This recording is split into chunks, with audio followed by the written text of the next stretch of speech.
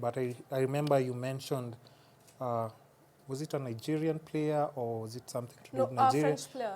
Oh, a French player, right? So what exactly was that? I mean, because you've already posted it on your page, so I'm guessing we can just talk about it, right? But you sounded very passionate. You had a serious face when addressing it. Okay, it was about what XQC had said. He said that the esports industry doesn't really need more women. What we need are skilled players, and if they happen to be women, then well and good. And I don't really think it was... Your thoughts about that? Contentious, because I actually do agree with the essence of what he said, but I do feel there's a nuance that is missing. That the ideal situation for the sports industry is that your skill should determine whether you get the opportunities, and I think that goes without saying. Merit should be the defining thing. But you have to understand the reality of the world is that it's not built like that.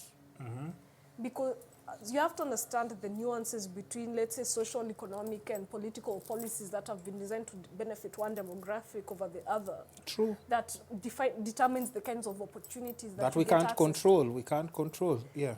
Because let's give an example of Dota 2 and League of Legends. A majority of the time you'll find it's a team of white men that are playing these games. And you have to understand there's an intersection between a policy like Jim Crow in America.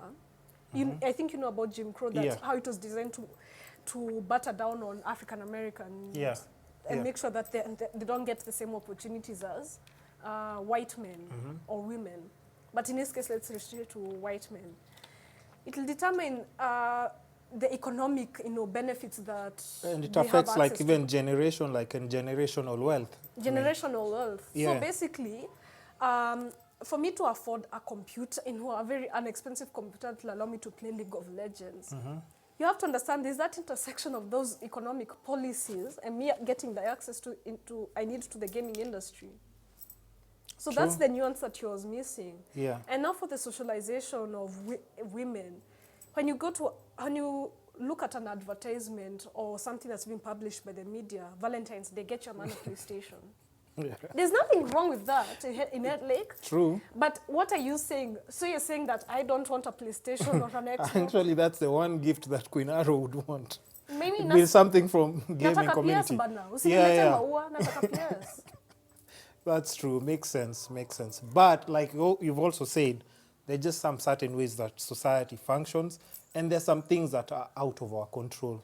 Not unless now you can't tell me you'll go to each door and bang down and try and change how society thinks and stuff. But we're in a whole different generation, and I think people are so very open-minded to so many different things. I'm sure women in the gaming community were not as many, probably 7-8 years ago. It wasn't maybe a thing. That wasn't.